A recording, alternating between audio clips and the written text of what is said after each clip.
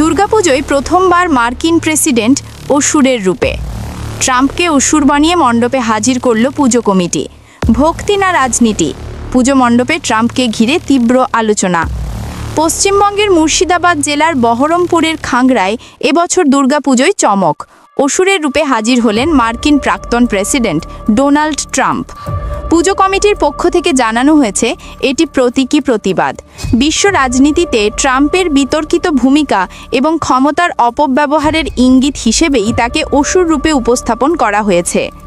এই অভিনব ভাবনায় অনেকেই অবাক। দর্শকদের মধ্যে কেউ কেউ হাসি ঠাট্টায় মেতেছেন, আবার কেউ এটিকে সৃজনশীল প্রতিবাদ বলে প্রশংসা করেছেন। তবে রাজনৈতিক রং নিয়েও আলোচনা শুরু হয়েছে। খাগড়ার এই পুজো এখন শুধু ধর্মীয় উৎসব নয়, হয়ে উঠেছে আন্তর্জাতিক আলোচনার কেন্দ্র। একদিকে ভক্তি, অন্যদিকে শিল্পে মিশে থাকা রাজনৈতিক বার্তাই টেনে আনছে সবার নজর।